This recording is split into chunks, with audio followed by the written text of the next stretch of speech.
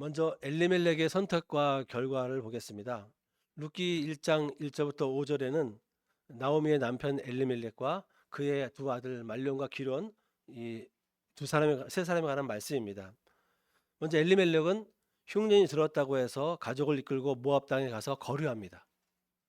요즘 말로 치면 뭐 이민은 아니지만은 그런 어감이죠. 그리고 그는 그냥 죽었다 기록되어 있습니다.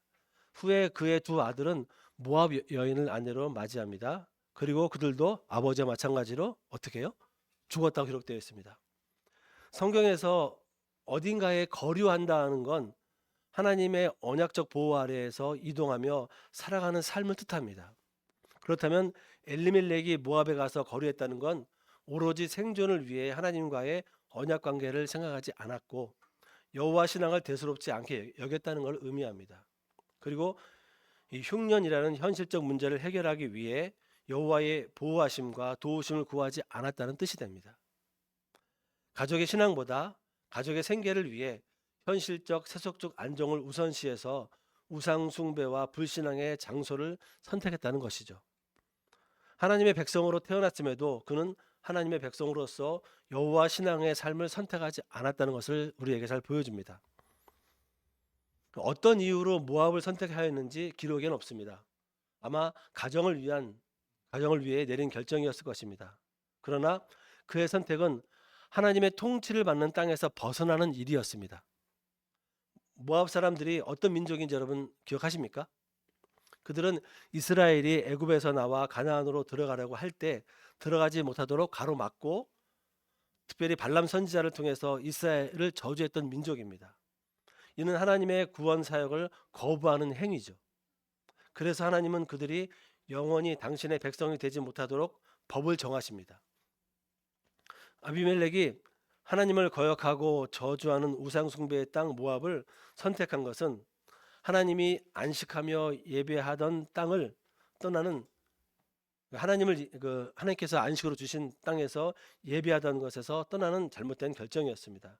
그 결과 그는 그저 흙으로 돌아가는 평범한 죽음으로 인생을 맺었습니다. 하나님 없는 인생의 끝이 어떠한지를 잘 보여줍니다. 그러면 두 아들의 선택과 결과는 어떨까요? 아버지가 죽은 후에 3절 보시면 아버지가 죽은 후에 남은 두 아들은 고향으로 돌아가지 않았고 하나님의 백성인 이스라엘 여인과 결혼하지 않았습니다. 오히려 모압 여인을 선택해서 결혼을 했습니다. 환경에 영향을 받았다고 볼 수 있죠. 어떤 의미가 담겨 있을 것 같습니까?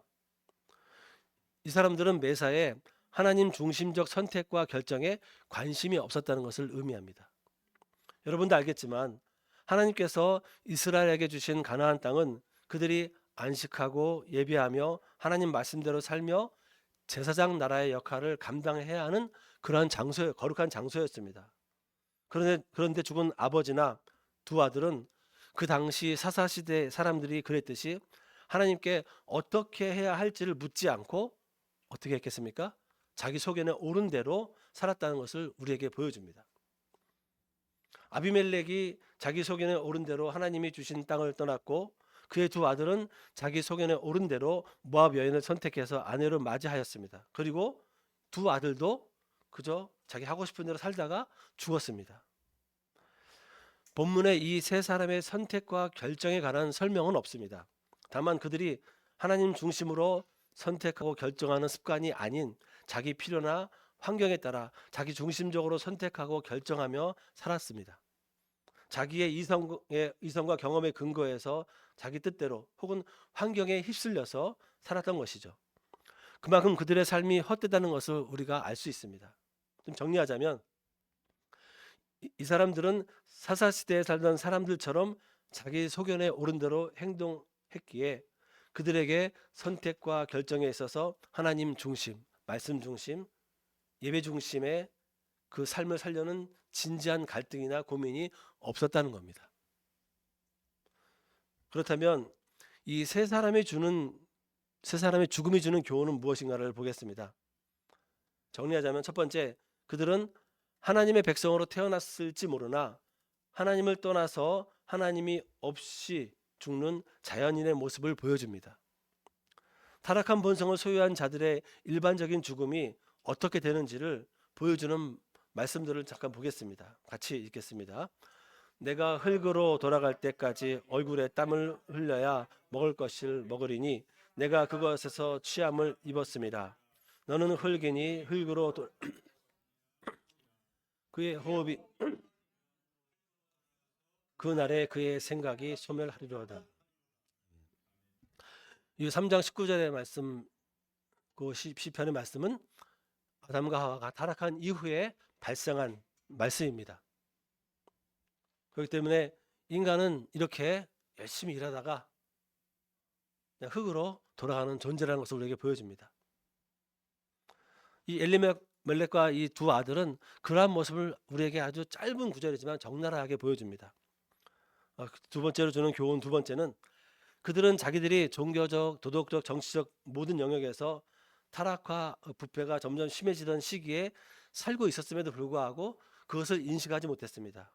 그러기에 흉년이 들었다는 사실은 성경에서 어떤 의미가 있습니까? 하나님께서 그들의 죄로 인해 그 땅에 심판과 징계가 임했다는 것을 의미하는데, 이런 영적인 교훈에 민감하지 못한 상태로 살다가 죽었다는 것을 우리에게 보여줍니다. 즉 그들은 언약의 땅, 약속의 땅, 안식의 땅인 가나안에서 이 제사장 나라의 본분을 망각하고 살았기에 하나님도 그 땅에서 그들에게 자비와 도우심의 손길을 거두셨다는 것을 잘 몰랐다는 겁니다. 우리도 이러한 성경 역사의 진리를 엘리멜렉이나 두 아들처럼 망각하고 살게 되면 그저 흙으로 왔다가 흙으로 돌아가는 그런 인생이 된다는 것을 교훈하고 있습니다. 이러한 교훈에 우리는 명심을 해야 될 것입니다. 그렇다면 오늘 본문의 핵심이 되는 나오미의 반응과 고백입니다. 여러분, 여인에게 있어서 남편과 두 아들이 죽었다는 것은 어떤 사건이겠습니까? 엄청난 비극이고 큰 충격이었을 것입니다. 요즘이면 내가 혼자 벌어먹고 살면 되지라고 하겠지만은 과거 시대에 전적으로 노동에 의지하던 시대에는 말로 상상할 수 없는 충격이었을 것입니다. 인간적인 입장에서 나오미는 한 여인으로서 쉽게 극복하기 어려운 충격과 상처를 받았을 것입니다. 그런데 나오미가 어떤 고백을 하는지 보겠습니다. 13절입니다. 같이 읽겠습니다. 너희가 어찌 그들이 자라기를 기다리겠으며 어찌 남편 없이 지내겠다고 결심하겠느냐. 내 딸들아, 그렇지 아니하니라. 여호와의 손이 나를 치셨으므로 나는 너를 말마마 더욱 마음이 아프도다 하매. 이 말은 나오미가 두 아들이 죽은 후에 고향으로 돌아가는 중에 두 며느리에게 잠시 멈춰서 하는 말입니다. 나오미가 이렇게 말하죠. 여호와의 손이 나를 치셨는데 나는 며느리들 너희들로 인해 더욱 마음이 아프다. 이렇게 말합니다. 이 말은 나오미 자신이 남편이나 아들들로부터 아무런 위로를 받을 수도 없고 자신을 따르는 며느리들에게 그 무엇도 해줄 수 없기에 마음이 더 아프다라는 그런 의미입니다. 1장 20절에서 21절을 보시게 되면 그녀가 어떤 마음인지를 더 잘 볼 수가 있습니다. 같이 읽겠습니다. 나오미가 그들에게 이르되 나를 나오미라 부르지 말고 나를 마라라 부르라. 이는 전능자가 나를 심히 괴롭게 하셨습니다. 내가 풍족하게 나갔더니 여호와께서 내게 비어 돌아오게 하셨느니라.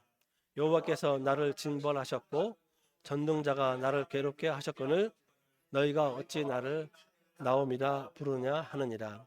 요 구절은 나오미가 이제 베들레헴으로 와서 사람들의 그 반응할 때 한 말입니다.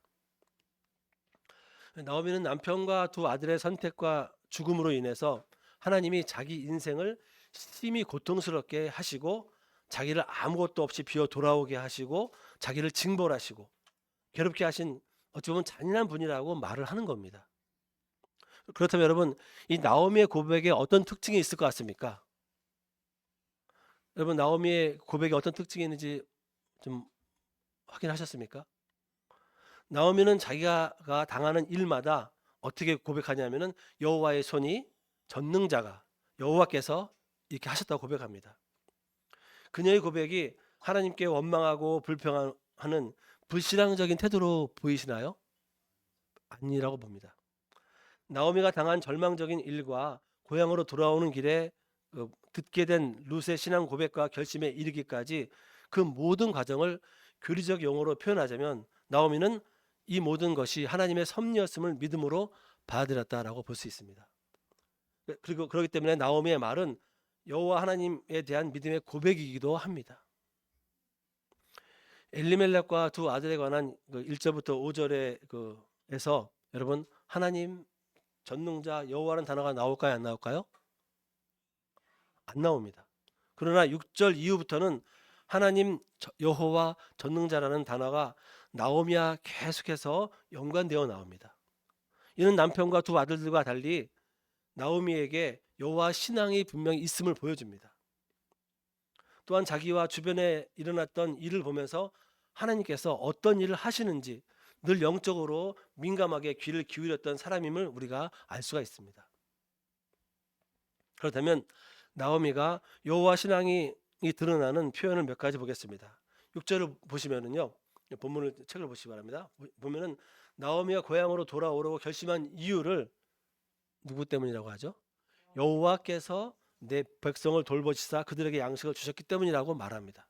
또 7절 보시게 되면 유다 땅으로 돌아가던 길에 함께하던 며느리에게 너네 친정으로 돌아가라 권면하는데, 그러면서 8절 9절에서 며느리들에게 어떻게 말하냐면 여호와께서 너희를 선대하기 원하고 여호와께서 허락하셔서 각기 재혼하라는 거죠. 남편 집에서 위로받길 원한다라고 축복합니다.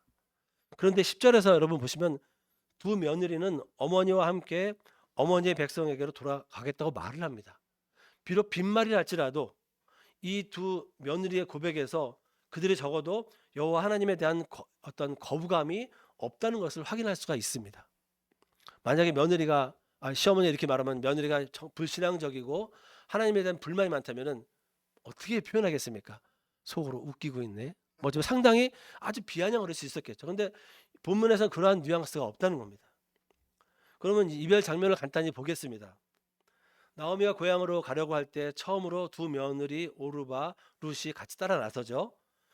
그렇지만 친정으로 돌아가라는 나오미의 권면으로 오르바는 자기들의 신들과 자기 백성에게로 돌아가면서 시어머니와 이별을 슬퍼하면서 울며 헤어집니다. 한참 젊은 여인이 남편과 사별한 것도 힘들고 원망스러울 텐데 시어머니를 모시고 산다? 뭐 상상해 보셨습니까?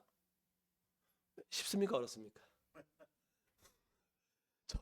애가 있고 한 사람도 힘든데 애도 없고 정말 한참 쌩쌩할 젊은 나이에 이런 일을 겪었다? 네, 요즘 세상 말로 가당치도 않겠죠. 그런데 시어머니의 고향으로 같이 가려는 그 모습, 그리고 친정으로 돌아가라는 시어머니의 당부에 눈물을 흘리며 친정으로 돌아가는 오르바의 모습을 여러분 한번 좀 상상해 보십시오.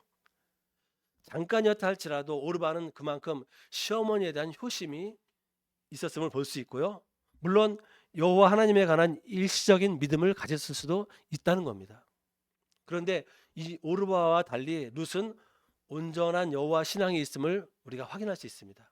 16절을 같이 읽겠습니다. 룻이 이르되 내가 어머니를 떠나며 돌아가라 강권하지 마옵소서.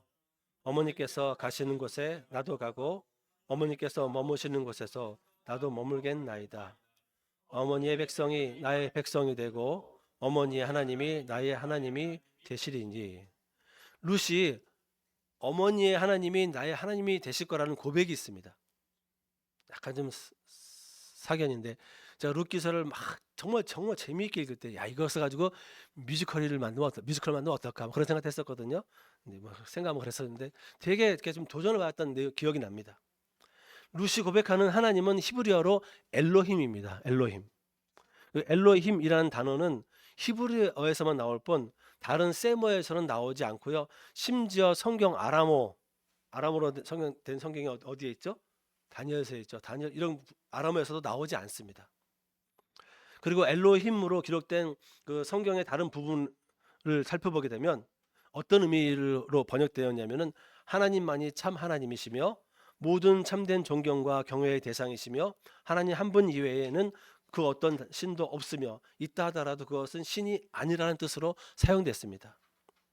이처럼 엘로힘은 전능한 창조자, 우주 만물과 사람을 지배하는 주권자, 심판자, 구원자, 우리와 교제하시는 하나님, 우리가 의뢰할 만한 하나님, 기르시는 하나님, 나의 힘이 되신 하나님, 나를 긍휼히 여기시는 하나님 등의 의미가 있습니다. 무지 폭넓고 아주 깊고 정말로 경험하지 못하면은 고백할 수 없는 그런 번역들로 되어 있다는 거죠. 여러분, 그렇다면 룻이 이 엘로힘에 관한 내용들을 완전하게 알고 깨달았다고 볼 수 있겠습니까? 그렇지 않겠죠. 하지만 룻이 엘로힘 대신 이스라엘의 하나님만이 참된 신이심을 믿고 있으며 계속해서 의지적으로 믿겠다고 고백한 건 분명합니다. 그러면 이런 신앙 고백이 누구의 영향일까요? 나오미죠. 모르면 진짜 바보겠죠. 시어머니를 통해 하나님에 관한 여러 가지 성품들을 배우고 그 하나님을 자기 하나님으로 믿고 따르겠다고 하는 고백이 여기에 담겨 있습니다. 그리고 이 시어머니의 영적 영향력이 얼마나 강한지 17절 룻의 고백에서 한 번 더 확인할 수 있습니다. 같이 읽겠습니다. 어머니께서 죽으시는 곳에서 나도 죽어 거기 묻힐 것이며 만일 내가 죽는 일 이외에 어머니를 떠나면 여호와께서 내게 벌을 내리시고 더 내리시기를 원하나이다 하는지라. 이 말에는 룻이 담담하면서도 결연한 의지로 여호와를 신앙하겠다는 믿음의 고백이 담겨 있습니다. 룻이 이런 고백을 할 수 있게 된 건 누구의 영향이라고요? 나오미입니다. 적어도 나오미가 여호와 하나님, 전능자 하나님에 관한 어떤 신앙을 소유하고 있는지 우리가 엿볼 수 있는 거죠. 명확하게 어떻다고 기록이 되어 있지 않기 때문에 우리는 추론할 수밖에 없지만 분명히 이 엘로힘에 관한 그 풍성한 내용들을 나오미도 어느 정도는 갖고 있었다는 겁니다. 그럼 여러분들은 하나님에 대한 어떠한 인식들, 어떠한 교리적인 내용들을 여러분의 삶 속에서 경험하고 있습니까? 또 표현할 수 있겠습니까? 이렇게 질문을 들어가면 어떻습니까? 항상 꿀먹은 벙어리가 되고 뭔가 준비되어 있지 않아서 왜 물어볼까라고 이렇게 은근히 구박의 눈길을 이렇게 저에게 보내겠죠. 이렇게 질문한 이유 중에 하나가 뭐냐면 나오미가 과연 며느리 룻을 붙잡아 놓고 교리가 이런 거야라고 가르쳤겠습니까? 천만에요. 그죠? 그렇지 않겠죠. 나오미는 삶의 현장에서 때론 기회가 되면은 어떤 요즘 말하지 교리적인 내용들을 하나님의 성품에 대해서 자기 배웠던 것들을 이렇게 풀어놨을 겁니다. 그렇다면 이제 나오미의 선택이 어떤지를 좀 보겠습니다. 나오미는 어떤 선택을 했을까요? 첫째, 나오미는 6, 7절에서 여호와께서 자기 백성을 돌보시사 그들에게 양식을 주셨다함을 듣고 무엇을 선택한 거죠? 귀향을 선택했습니다. 즉 나오미의 귀향은 그냥 자기 마음대로 그냥 자기 기분 내키는 대로 이 모압 땅에서는 정말로 세상 말로 창피해 못 살겠다라고 해서 돌아온 게 아니고 하나님의 백성이 살고 있는 하나님의 땅으로 돌아가서 하나님의 중심의 다스림 안으로 들어가겠다는 선택을 했는데 여호와께서 하신 일을 보고 선택한 겁니다. 두 번째, 며느리들을 친정으로 돌려보내기를 선택합니다. 이것은 두 가지 의미가 있다고 볼 수 있습니다. 며느리들의 장래를 위한 배려이고 두 번째는 자기에게 하나님께서 생육의 복을 허락하지 않으셨음을 인정하는 것입니다. 제가 설교 정리가 늦게 된 이유가 이 생육의 복에 대한 창세기 1장 28절의 내용을 3페이지에 해놓고서 이거 아니다 싶어가지고 그냥 다 빼버리다 보니까 이게 되게 좀 늦어졌는데 생육의 복도 엄청나게 교리적으로 신학적으로 중요한 의미가 있어가지고 서론에 집어넣었다가 그냥 뺐습니다. 여러분, 나오미가 자기에게 허락하신 생육의 복을 포기했다는 것은 어찌 보면 무지 안타까운 것이고요. 성경의 흐름을 보게 되면 이 자녀가 없다는 얘기는 어떤 의미입니까? 하나님께서 주시는 벌로 여겼죠. 여러분, 사무엘상에서 누가 그런 인물이었죠? 한나죠. 이렇게 며느리를 친정으로 보낸다는 것은 자기에게 하나님께서 생육의 복을 허락하지 않았음을 인정하는 그러한 태도인 것을 볼 수가 있습니다. 그런데 16절, 17절에서 보게 되면 룻의 단호함을 보면서 룻의 신앙을 본 거죠. 함께 귀향합니다. 나오미는 이때 룻과 돌아오면서 룻을 통해서 하나님께서 자기에게 생육의 복을 주실 것을 기대했을까요? 전혀 기대하지 못했을 겁니다. 이제 결론을 좀 짓겠습니다. 먼저 룻기는 책에 대한 설명인데, 첫 번째, 나오미의 며느리 룻이 효심으로 인해 엘리멜렉의 친족 보아스와 결혼하여 자손의 복까지 받았다. 이런 해피엔딩을 보여주는 게 아니라는 겁니다. 두 번째, 엘리멜렉과 그 두 아들과 그들이 살던 사사시대는 아무리 하나님의 은혜를 거듭받아도 반복해서 죄를 짓는 죄인만 나오는 것을 우리에게 말씀합니다. 룻기는 사사시대의 한 부분입니다. 그리고 그 아비멜렉과 두 아들은 어찌 보면은 자기 그냥 소견대로 사는 전형적인 모습인 거죠. 역시 사람은 죄인이기 때문에 하나님을 멀리 떠나는 죄를 질 수밖에 없다는 것을 우리에게 보여주는 겁니다. 그렇지만 세 번째로 룻기는 경건한 한 여인이 가정을 이루고 메시아의 혈통이 이어지는 언약적 의미를 드러냅니다. 그리고 룻기는 죄인을 구원하기 위해 대속하실 죄값을 대신 치르실 메시아 곧 그리스도께서 여자의 후손으로 이 땅에 오실 언약 성취 과정을 우리에게 계시하고 있습니다. 누구를 통해서요? 나오미와 룻과 그의 남편들 보아스를 통해서 이런 언약 성취의 과정을 보여주고 있는 겁니다. 다섯 번째, 3장과 4장에서는 룻과 보아스의 계대 결혼, 고엘 제도를 통한 계대 결혼을 통해서 죄인을 대신해서 값을 지불하시는 그리스도의 대속의 의미가 담겨 있습니다. 하나님은 나오미를 통해서 룻에게 신앙을 주시고 하나님의 백성 안으로 들어오게 하시고 보아스와 계대 결혼하여서 그리스도의 계보를 이루게 하시는 그런 은혜를 우리에게 보여주고 있는 겁니다. 4장 17절부터 21절을 보시게 되면 그 간략하게 족보가 나옵니다. 여기에는 룻이 다윗의 족보에 기록된다는 것을 강조하는 거죠. 이것은 그리스도의 계보를 이어가는, 즉 언약 성취의 한 부분을 룻이 감당하고 있다. 이것을 확증하는 겁니다. 이러한 룻이 족보에 들어가는 데 있어서 누가 큰 영향을 끼친 겁니까? 나오미입니다. 제가 지금 반복하죠. 하나님의 백성 안에 들어올 수 없는 모압 여인 룻은 보아스와의 계대 결혼으로 다윗 왕의 증조 할머니가 됩니다. 여러분, 룻은 아담, 노아, 아브라함, 그리고 아브라함의 이삭, 야곱, 이어서 유다로 이어지는 메시아 계보가 룻을 통해서 그리고 다윗과 그의 자손 예수 그리스도로 이어지는 언약 성취의 한 부분을 감당하는 영광을 얻은 겁니다. 누구 때문입니까? 바로 시어머니 나오미의 선택에서 시작됐습니다. 시어머니의 선택은 항상 하나님의 하시는 일에 민감하게 반응했기 때문입니다.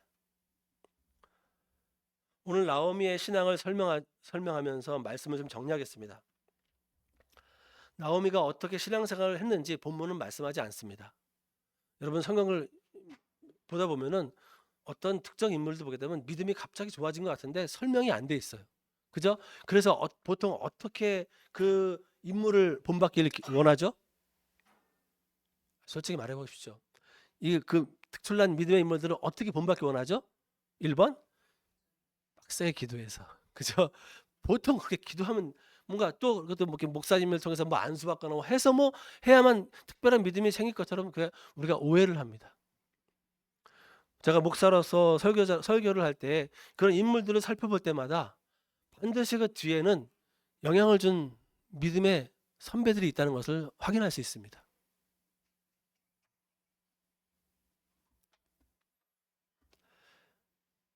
다만 우리는 룻의 고백에서 나오미의 신앙과 영적 영향력을 가늠할 따름이죠.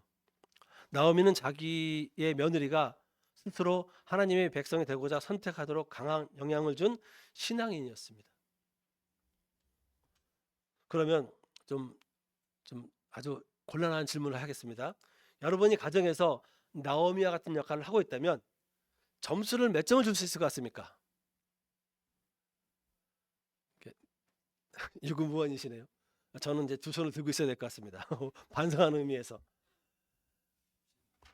여러분을 통해서 배우자와 자녀들이 룻처럼 하나님을 나의 하나님으로 선택하고 그 하나님 말을 믿고 따르겠다고 고백하는 영향을 얼마나 발휘하고 있느냐를 한번 스스로에게 물어보십시오. 그럴 때 나중에 하면 안 될까요? 이런 말을 하지 말아야 됩니다. 이건 핑계입니다. 게으름입니다. 할 수 있어야 되고 해야 합니다. 내 신앙 때문에 룻과 같이 고백하는 제2의 제3의 룻이 내 불신 가족 중에서 나오도록 힘써야 된다는 겁니다. 제가 그런 그 예화를 든 적이 있습니다. 정경훈, 정경화 음악 가족이죠. 이분의 어머니가 6.25 때 피난 갈 때 뭘 싣고 갔다고요? 피아노만 싣고 갔다고 합니다. 그거 이제 신문에서 본 적이 있는데, 그리고 이 어머니는 힘들게 일하면서도 아이들이 이제 집으로 돌아올 때쯤에는 뭐 했다고요? 책을 봤답니다. 저도 하영이 올 때면 일부러 좀 딴짓하다가도 그랬던 기억이 많이 있습니다. 그럼 하영이는 또 속았겠죠. 그게 정말 별거 아닌 것 같은데, 저는 그 정명훈 씨 어머니의 그 어떤 그 자녀 교육을 보면서 본을 보이는 그 모습이 얼마나 소중한지를, 얼마나 영향력이 큰지를 확인할 수 있었습니다. 어쩌면 나오미도 방법과 어떤 방식은 다르겠지만은 이 오르바와 룻에게 자기의 믿음을 이렇게 전달하기 위해서 부단히 노력하지 않았을까 살펴볼 수 있는 겁니다. 우리는 이 나오미와 같은 믿음의 열매가 맺힐 수 있도록 내가 먼저 하나님의 신실하신 성품 안으로 들어가야 됩니다.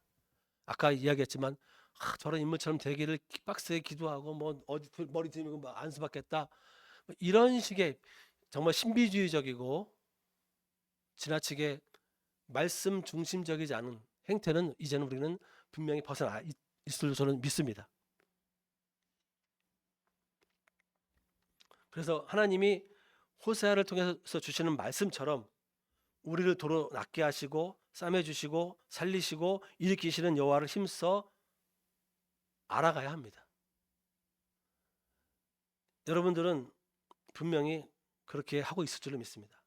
우리는 모두 하나님의 아들을 믿는 것과 아는 일에 하나가 되어 그리스도의 장성한 분량이 충만한 데까지 이르기를 힘써야 합니다. 여기서 우리는 다, 영어는 다 모두로 제가 바꿨는데 뭡니까?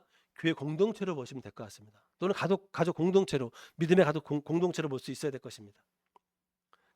우리의 믿음은, 즉 나의 인격과 언행 심사, 심지어는 가능하다면 표정에서조차도 하나님의 성품으로 신실하고 진실하게 변화되어서 내 주변으로 흘러 넘칠 수 있어야 됩니다.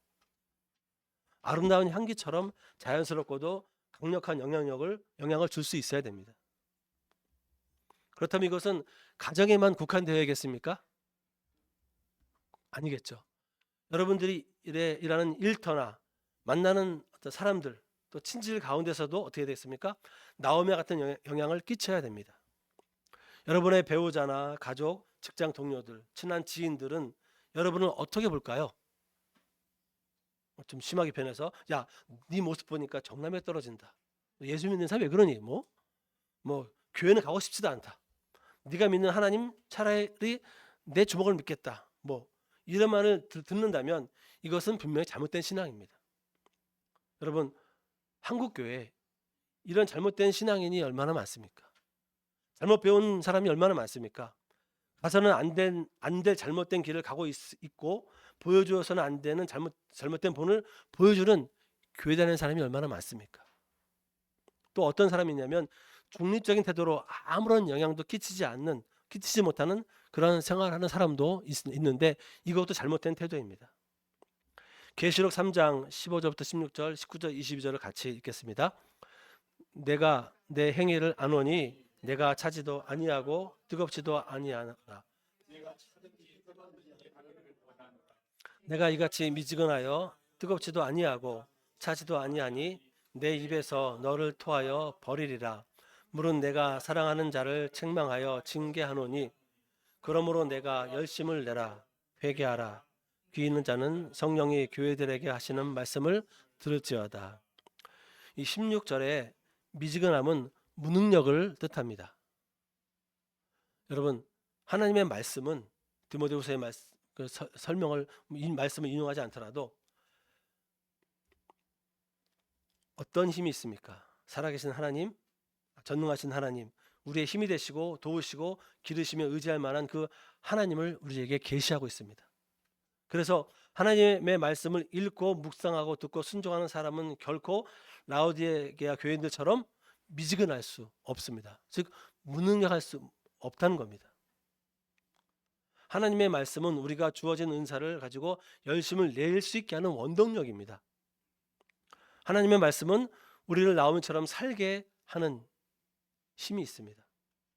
만약 우리가 그렇지 못하다면 그것은 적당히 믿고 적당히 헌신하고 적당히 충성하며 적당히 살려고 하기 때문입니다. 그냥 아무것도 하고 싶지 않아서 그냥 교회만 나오고 싶은, 어떤 경우는 그냥 내가 나만 좀 위로받으면 되지 않나, 이런 어떤 좀 나태한 그런 태도 때문에 그럴 것입니다.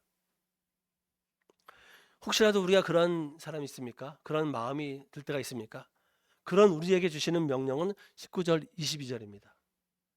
예수님의 사랑을 받는 자라면 열심을 내고 또 회개해야 됩니다. 열심을 내는데 회개를 해라. 어떤 의미가 있습니까? 열심을 내다 보면 우리는 실수할 수밖에 없고 또 죄질 수가 있습니다. 그때마다 우리는 자연스럽게 회개하면서 더 열심을 내라는 말씀이겠죠. 그리고 우리는 귀 있는 자로서 성령이 하시는 말씀을 꾸준하게 들어야 됩니다.